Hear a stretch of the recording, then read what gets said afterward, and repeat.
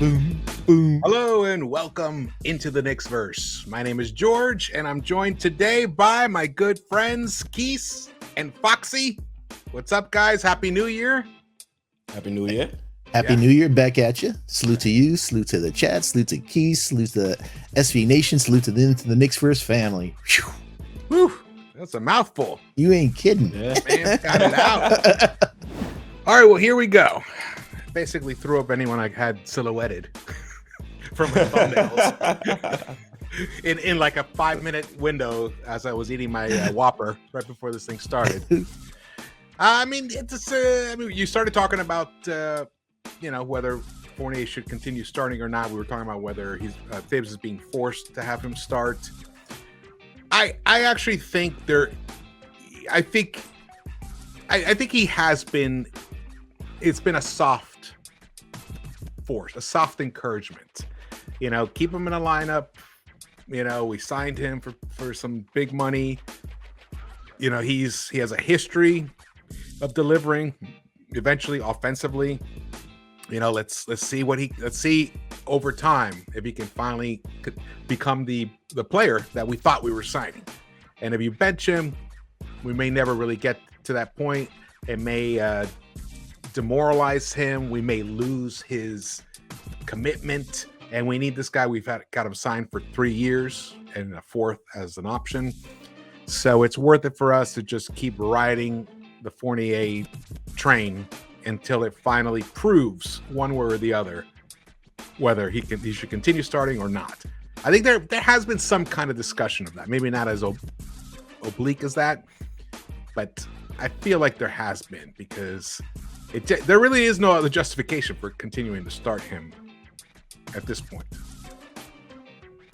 So that being said, I'm going to jump out first and say who I think should be the starting five. At this point, moving forward, even when Kemba comes back, he's not available to play. Well, he is available to play tonight, but I don't think he's going to be. He's not going to play, and either is Nerlens. So you have that. Both listed as questionable. Yeah, they're both questionable. So he's not going to start. And there was some good news about Mr. Derrick Rose. Mr. Derrick Rose, where was it? You sent it to me, Keys. Derrick Rose. Good news for Derrick Rose. He was recently cleared to start rehab after undergoing ankle surgery on December 22nd. That's very good news. Yeah. It's very good news. We're a losing team without Derrick Rose in the past 2 seasons. I don't even think he started more than 5 or 6 games, and yet he contributes to actual winning in such a dramatic fashion. It's pretty wild to think about that. But anyway, so this is not factoring in when Derrick Rose will return, because we don't know. I hope he does return quickly, but you never know with him. You never know with anyone who gets an injury like that. Let's hope we get lucky. He does return soon. But at this point, moving forward, yeah, I think the five guys who closed the game last night, who played for the final, I believe it was the final 7.5 minutes total, were Burks, Randall, RJ, Mitch, and Quickly. Those 5. And when you look at those 5, they're actually very well balanced 5 in terms of offense and defense, which is what I really like about those 5. Now you could also swap out either Quick or Burks for Grimes.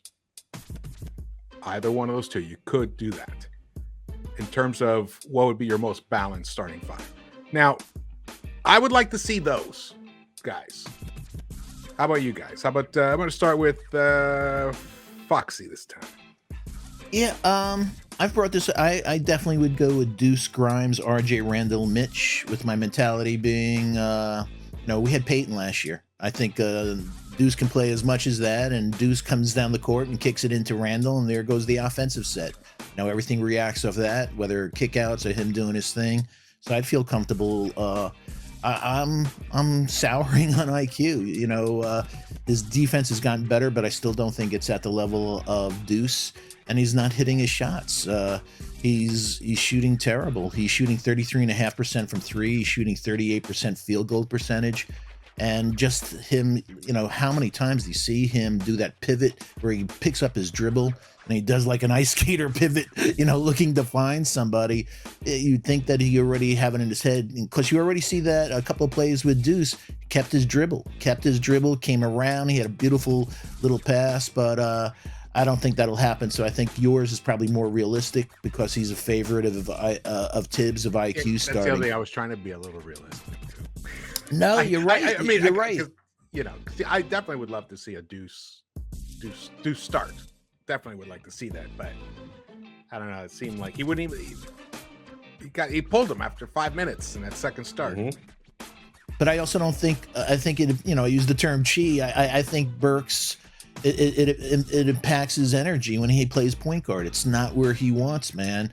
And he does it. He's a good guy and everything, but leave him where he is, where he can eat. Don't put him in there. And you saw that a little guy ate him up, a nobody ate him up. It's quickness. You can't put, it's a hard thing for him. He's a good defensive guy, but don't ask him to go against fast, point guards. Yeah. Yeah. Okay. Cool. So you see Deuce, Grimes, RJ, Randall, and Mitch. Is that your starting five, Fox? Yeah, and one last thing. I love that starting five. Yeah, and what I loved about the last game with Randall and RJ going to the hole, did you notice there was only 5 fast break points? Without all those long rebounds, you didn't have as many fast break points. And I think if you have a guy like Deuce kicking it in, he's going to be back there. He'll be there for a kick out 3, but if not, he's in a great position to stop transition buckets. He's already outside the perimeter if they do the right schemes. All right. Quis, how about you? What's I guess I should have phrased it. I'm gonna split the question up. I'm gonna phrase it like this: Who do you? What would we do, and what is Thibs gonna do? That's how you're gonna split it up. Well, no. Well, what Thibs should do, but also bearing in mind that it's Thibs making the decision. And then what is it? What's the 5? And if it's different, what's the 5 that you would just go with, irregardless of the Thibs factor? Yeah, I went with the Thibs factor. Okay. Yeah, so if I'm thinking Thibs is probably gonna go out there with a lineup of Kimba, RJ, Burks, Randall, and Mitch. And I would say Kimba. Me personally, I would like to have Kimba to start, try to increase his trade value. Hopefully he can come back healthy. We can move on from him and get some access. RJ Barrett, you already know, is entrenched in the starting lineup. Burks, I was on the fence between Burks or Quentin Grimes. Fournier, I'm done with him in the starting lineup. And with Kimba in the starting lineup, I've been saying it, all season, we can't have 2 minus defenders in the lineup together. So Burks is a better defender than Fournier, and Grimes is a better defender than the both of them. So either one I'd go with, but with Thibs, I'm thinking he's going to go with the veteran presence in Burks. So Burks at the 3, and then you have Julius Randle, and then you have Mitch at the 5. Yeah, that makes a lot of sense. So the constant with all 3 of us is no Fournier's out of there. No Fournier in the starting lineup. So that's really the bottom line here. There you go. We got it here. But, Roadcaster to the rescue. And look, I know, he has not been good this season, has not been consistent, and especially defensively has been a liability. And offensively, he hasn't been the guy that we hoped he would be. He's actually performing kind of along the lines of his career numbers, but not of late career numbers, like his most recent 3 years. He's definitely below that, but in his full career, he is kind of in the similar area. He's definitely been a huge disappointment. And the main issue is, like you said, Kemba. I do believe that when Kemba becomes healthy, Kemba will start at point guard for Thibs. I think that'll be a Thibs decision. So if Thibs does do that, he cannot start Evan Fournier as well. You've said it before. You cannot or will not. He cannot. Cannot. At this point, we've had a lot of cannots this season where we're like, oh shoot. it would just make no sense. There's no statistical support for it. There's not even intangibles support for it. It makes no sense at all, which is why. But George, we've been saying that about Thibs' rotation since he got here. It makes no sense. I know, but now we're going to be 40 games. So can't do or will do. I think it might, unless Fournier goes on a run and heats up, and it might happen because he's playing Boston for 2 games in a row. Then he plays the Spurs, which he should be able to, get some points against the Spurs. He should be able to. He can get a shot off. That's one thing. He hasn't. It's not like he's been struggling to get a shot off. He just hasn't been making it. If he continues shooting poorly, committing turnovers, and basically not contributing in any other way, I just can't see how Thibs can justify keeping him in the starting lineup when Kemba becomes healthy and available. Now, the problem is with Kemba, how long will that be? Will he last another 3 or 4 games and then have to rest and stuff? The inflammation in that knee.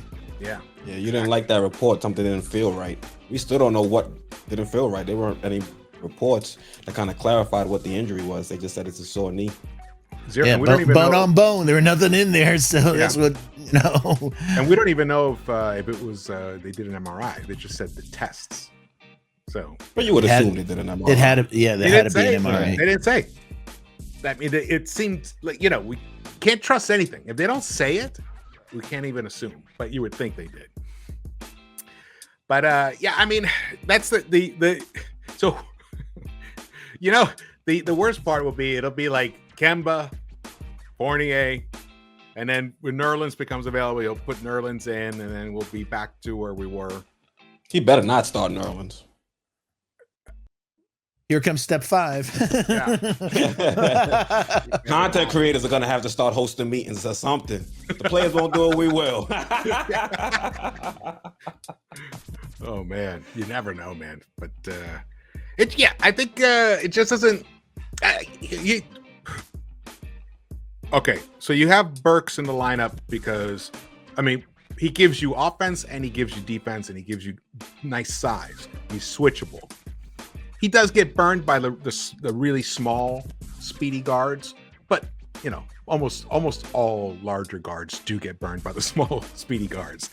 But while we have Deuce, I just don't think Deuce is going to get the look that we had hoped. But maybe I'm wrong about that. Maybe 3 weeks from now it could be a whole different story. But so you keep Burks in there, and if you want to start Kemba, because Kemba is the only true point guard we have. So you start Kemba, and then the rest of it is simple. RJ, Randall, and Mitch. That's probably what's going to end up happening, best case scenario, knowing Thibs. Thibs don't hit the kids, keep hurting the kids' confidence. Play Obi, played Grimes, played Deuce. We It's barely good for even the talked team. about Obi. Yeah, It's that's good. crazy. We barely talked about Thibs Obi. Obi goes from Not 45 playing minutes Obi any minutes. to 9 We can't even minutes. get him in a Yeah, conversation. that's a crime. And again, you don't want to hurt the kid. We have the poster child of what you do to a young kid's confidence, Kevin Knox. Let's learn from it, please.